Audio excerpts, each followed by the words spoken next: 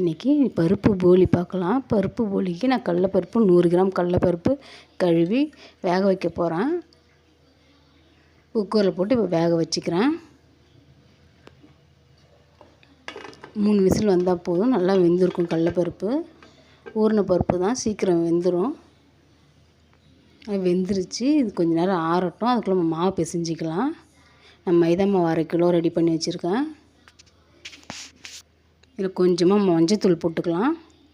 இது வீட்டில் அரைச்ச மஞ்சத்தூள் தான். இது கடையில் பாக்கெட்லாம் வாங்க மாட்டோம். நம்ம மஞ்சள் வாங்கி காய வச்சு வீட்டிலே அரைச்சிருப்போம். மஞ்சத்தூளுக்கு தேவையான உப்பு சேர்த்துக்கலாம்.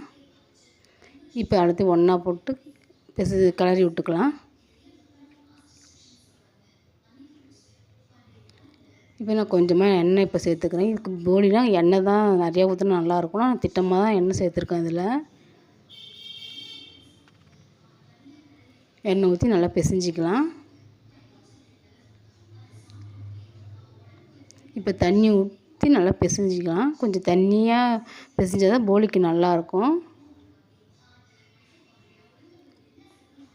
கொஞ்சம் தண்ணியாக தான் நான் பிசைஞ்சிருக்கேன். மாவு பிசைஞ்சு வச்சாச்சு.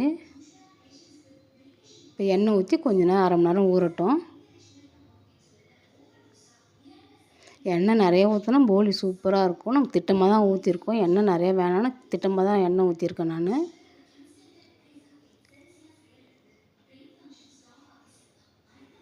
பிசைஞ்சு வச்சாச்சு. 1/2 மணி நேரம் நல்லா ஊறட்டும்.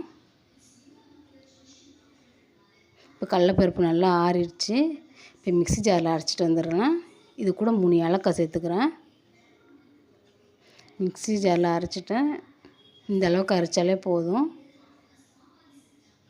இப்போ துருவின வெல்லம் இருக்குது. இது கூட சேர்த்து கொஞ்சமாக தண்ணியை ஊற்றி கொஞ்ச நேரம் அடுப்பில் இருந்துக்கிட்டோம். நல்லா கிளறி விட்டுக்கலாம்.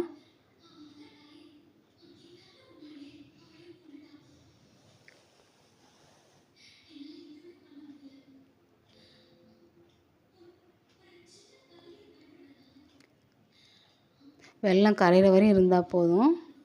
இப்போ தேங்காய் துருவி வச்சுருக்கேன். இது கூட தேங்காயும் சேர்த்துக்கிறேன். தேங்காய், வெல்லம், கடலப்பருப்பு 3 ஒன்றா ஆக்கிற வரையும் கொஞ்ச நேரம் அடுப்புலேயே இருக்கட்டும். இந்த பூர்ணம் மாதிரி செய்கிறதுக்கு ஒரு 1/4 மணி நேரம் தான் ஆகும். சீக்கிரம் செஞ்சிடலாம் அந்த பூர்ணம் செய்கிறத.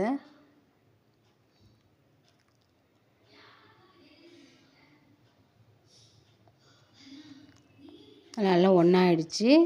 அடுப்பை ஆஃப் பண்ணிடுறேன். இப்போ ஆறட்டும். இப்போ நல்லா ஆறிடுச்சு. இப்போ மாவு பிசைஞ்சு போலி தட்டிக்கலாம். மாவு 1/2 மணி நேரமாக ஊறிடுச்சு. கையில் உருண்டை விட்டு எண்ணெய் ஊற்றி மாவில் எண்ணெய் ஊற்றிக்கிறேன். மாவில் எண்ணெய் ஊற்றி தட்டினா தான் கையில் ஒட்டாமல் வரும்.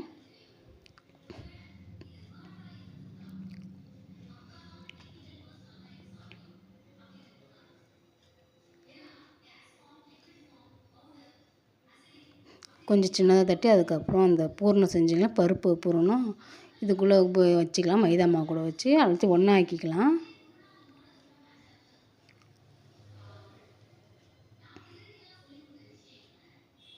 கொஞ்சம் தித்திப்பாக வேணால் கூட வச்சுக்கலாம். தித்திப்பு கம்மியாக வேணுன்னா நம்ம கம்மியாக வச்சுக்கலாம்.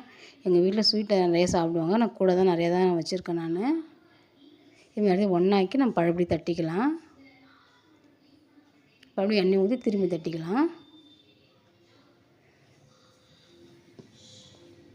மெலிசாக தட்டினா நல்லாயிருக்கும். கையில் எண்ணெய் இருந்தால் கையில் ஒட்டாமல் வரும். மெலிசாக நம்ம தட்டிக்கலாம். எனக்கு இந்த அளவுக்கு தான் வருது மெலிசா. நான் தோசைக்கல்லில் போட்டுக்கிறேன்.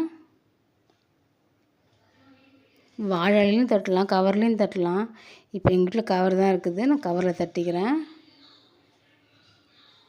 வாழையில் தட்டினா கூட நல்லா வரும். கொஞ்சமாக எண்ணெய் சேர்த்துக்கிறேன்.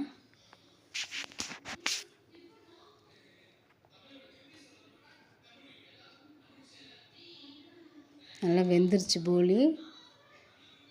சுட சுட போலி ரெடி ஆகிடுச்சு.